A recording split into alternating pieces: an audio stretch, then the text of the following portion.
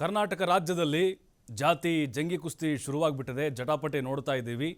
Next ಕ್ಯಾಬಿನೆಟ್ನಲ್ಲಿ ಅಂತಿಮ ನಿರ್ಧಾರ ಆಗದೇ ಇದ್ರೂ ಕೂಡ ಒಂದು ರೀತಿಯ ಗಂಭೀರ ಸ್ವರೂಪದ ಬದಲಾವಣೆಗಳು ಬೆಳವಣಿಗೆಗಳು ಆಗುವ ಸಾಧ್ಯತೆಗಳಿದ್ದಾವೆ.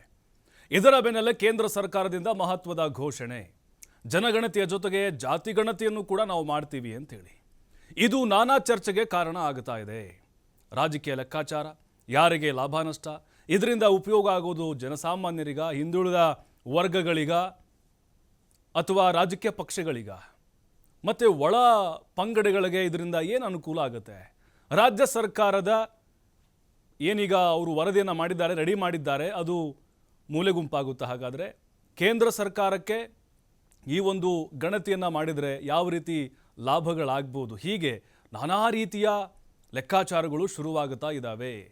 ಜಂಗಿ ಕುಸ್ತಿ ಏನಿದೆ, BJP ಮತ್ತು ಕಾಂಗ್ರೆಸ್ ನಾಯಕರ ಮಧ್ಯದ ಸಮರಕ್ಕೆ ಒಂದು ವೇದಿಕೆ ಆಗ್ತಾ ಇದೆ.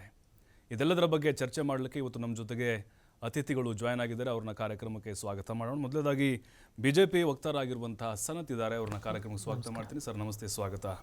ಕಾಂಗ್ರೆಸ್ ವಕ್ತಾರರಾಗಿರುವಂತಹ ನಾರಾಯಣ ಸ್ವಾಮಿ ಇದ್ದಾರೆ. ಸರ್ ನಮಸ್ತೆ, ಸ್ವಾಗತ.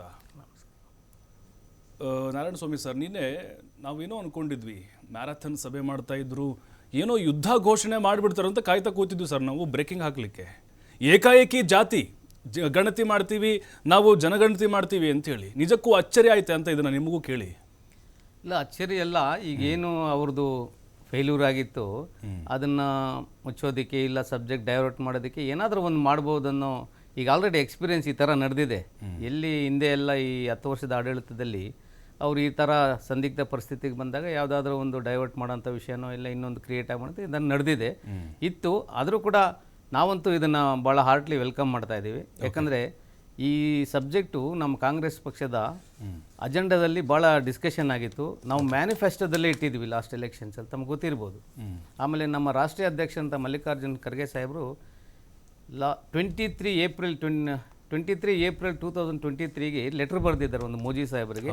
ಇದನ್ನು ಇಂಪ್ಲಿಮೆಂಟ್ ಮಾಡಿ ಈ ರೀತಿ ಜಾತಿವಾರ ಆಗಲಿ, ಶೈಕ್ಷಣಿಕವಾರ ಆಗಲಿ, ಇಲ್ಲ ಸಾಮಾಜಿಕವಾಗಂತ ಈ ಥರ ಸರ್ವೆ ಮಾಡಬೇಕು, ಇದನ್ನು ದಯವಿಟ್ಟು ಇಂಪ್ಲಿಮೆಂಟ್ ಮಾಡಿ, ಈ ದೇಶದ ಬಹುಜನಕ್ಕೆ ಇದು ಅನುಕೂಲ ಆಗುತ್ತೆ, ಇದರ ಅವಶ್ಯಕತೆ ಇದೆ ಅನ್ನೋದನ್ನ ನಮ್ಮ ರಾಷ್ಟ್ರೀಯ ಅಧ್ಯಕ್ಷರು ಪತ್ರದ ಮುಖೇನ 23ರಲ್ಲೇ ನಮ್ಮ ಪ್ರಧಾನಿಗೆ ರಿಕ್ವೆಸ್ಟ್ ಮಾಡ್ಕೊಂಡಿದ್ರು.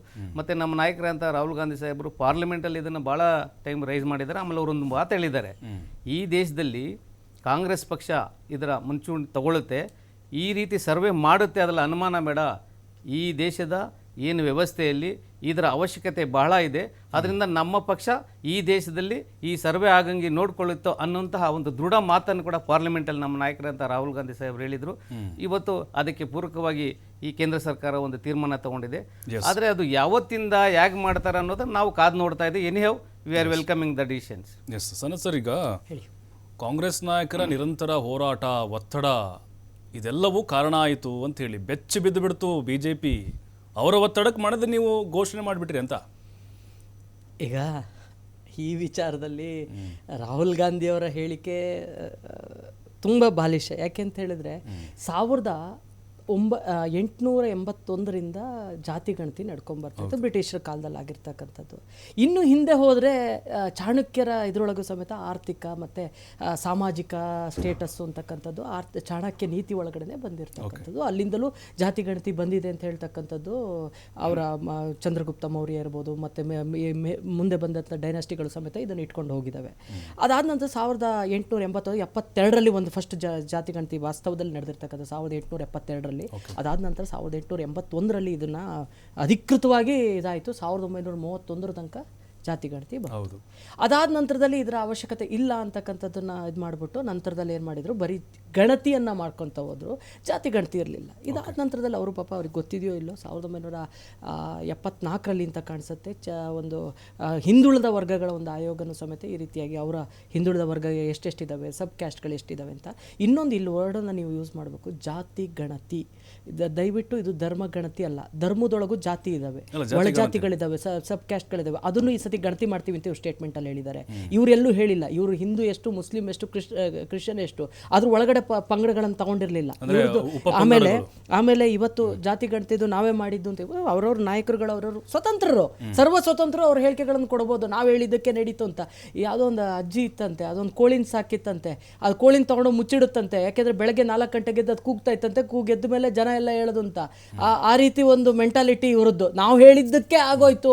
ಆದರೆ ಎಲ್ಲ ಒಂದು ಕಡೆ ಕೊಂಬೆ ಮುರಿಯೋದಕ್ಕೆಲ್ಲೂ ಒಂದು ಇದು ಏನು ಗೊತ್ತಾ, ಕಾಂಗ್ರೆಸ್ ಪಕ್ಷಕ್ಕೆ ಇವತ್ತು ಕೊಟ್ಟಿರ್ತಕ್ಕಂಥ ಒಂದು ಸರ್ಜಿಕಲ್ ಸ್ಟ್ರೈಕ್ ಇದು.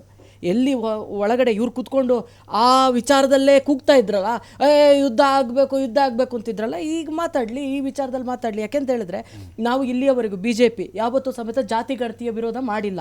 ನಾವು ಮಾಡಿರ್ತಕ್ಕಂಥದ್ದು ಇವರು ಅವೈಜ್ಞಾನಿಕವಾಗಿ ತಂದು ಇಟ್ರಲ್ಲ. ಧರ್ಮ ಒಡೆಯುವ ಪ್ರಯತ್ನ ಅವೈಜ್ಞಾನಿಕವಾಗಿದೆ. ಅದನ್ನೇ ಹೇಳ್ತಾ ಇದ್ದೀನಿ. ಇದು ಹಿಂದೂಗಳನ್ನ ಹೊಡಿತಾ ಇದ್ದಾರೆ, ಜಾತಿಗಳ ಮಧ್ಯೆ ಕಂದಕ ಸೃಷ್ಟಿ ಮಾಡ್ತಿದ್ದಾರೆ. ಹಾಗಾದ್ರೆ ಬಿಜೆಪಿ ಮಾಡ್ತಿರೋ ಇಲ್ಲ ಅವತ್ತು ಇವ್ರು ಮಾಡಿರ್ತಕ್ಕಂಥದ್ದು ಏನು ಗೊತ್ತಾ? ಆಯ್ತು ಸರಿ, ನಿಮ್ಗೊಂದು ಫಂಡಮೆಂಟಲ್ ಕ್ವಶನ್ ಕೇಳ್ತೀನಿ. ನಿಮ್ಮ ಮನೆಗೆ ಜಾತಿ ಗಣತಿ ಮಾಡಕ್ ಬಂದಿದ್ರ? ನಿಮಗೆ ಗೊತ್ತಾ? ಯಾಕೆಂದ್ರೆ 2015 ಇವರು ಜೂನಲ್ಲಿ 14 ಏಪ್ರಿಲಿಂದ ಮೇ ಅಲ್ಲಿ ಮಾಡಿದೀವಿ ಅಂತ ಹೇಳ್ತಾ ಇದ್ದಾರೆ. ಬಂದಿದ್ರಾ? ಯಾರು ಬಂದವ್ರು ನಾವು ಬಂದಿದ್ದಾರೆ ಅಂತ ಒಪ್ಕೋತಾನೆ ಇಲ್ಲ. ಹಂಗಿದ್ಮೇಲೆ ಇದು ವೈಜ್ಞಾನಿಕ. ಅದಕ್ಕೆ ಯಾರೋ ಹೇಳಿದ್ರು, ಎಷ್ಟೋ ಒಂದು ಪೇಜಿಗೆ 5 ರೂಪಾಯಿ ಹೆಂಗೆ ದುಡ್ಡು ಕೊಟ್ಟು ಮಕ್ಕಳ ಹತ್ರ ತುಂಬಿಸಿದ್ದಾರೆ ಫಾರ್ಮ್ ಅನ್ನ ಅಂತ ಹೇಳ್ಬಿಟ್ಟು ಯಾರೋ ಒಬ್ರು ಸ್ಟೇಟ್ಮೆಂಟ್ ಕೊಟ್ಟರು. ಈ ರೀತಿಯ ಪರಿಸ್ಥಿತಿ ಅವೈಜ್ಞಾನಿಕವಾಗಿದೆ. ಇದನ್ನ ದಯವಿಟ್ಟು ತಂದು ಬಿಡಬೇಡಿ ಅಂತ ನಾವು ಹೇಳಿರುವಂಥದ್ದು. 10 ವರ್ಷದ ಹಿಂದೆ ಇದನ್ನ ಇವ್ರು ಮಾಡಿರ್ತಕ್ಕಂಥದ್ದು 2015 ಮಾಡಿರ್ತಕ್ಕಂಥದ್ದು. ಇವರು ಇವಾಗ 2025 ತಂದು ಬಿಡ್ತೀವಿ ಅಂತ ಆಲ್ಮೋಸ್ಟ್ 10 ವರ್ಷ ಆಗೋಗಿದೆ. 10 ವರ್ಷದಲ್ಲಿ ಎಷ್ಟು ಚೇಂಜಸ್ ಆಗೋಗಿದೆ ನಿಮ್ಗೆ ಗೊತ್ತಿದೆ. ಇವಾಗ ಆಯ್ತು, ಏನೋ ಒಂದು ವೈಜ್ಞಾನಿಕವಾಗಿ ಮಾಡ್ತಾರೆ. ಯಾಕೆಂದ್ರೆ ಇದ್ರಲ್ಲಿ ಇನ್ಕ್ಲೂಡ್ ಮಾಡಿರುವಂತದ್ದು ಸ್ವಾಗತಾರ್ಹನೇ. ಅದರಲ್ಲಿ ಅವರು ಸ್ವಾಗತ ಮಾಡ್ತಾ ಇದ್ದಾರೆ, ವಿರೋಧ ಪಕ್ಷಗಳು ಸ್ವಾಗತ ಮಾಡ್ತಾ ಇದ್ದಾವೆ. ಇದು ಮುಂದಿನ ಏನೋ ರಿಸರ್ವೇಶನ್ ಅಂತ ಏನು ಕೊಡ್ಲಿಕ್ಕೆ ಅವಕಾಶಗಳಾಗ್ಬೋದು. ಅದಲ್ದೇನೆ ಇಂಪಾರ್ಟೆಂಟ್ ಒಂದಿದೆ. ಒಂದು ಬ್ರೇಕ್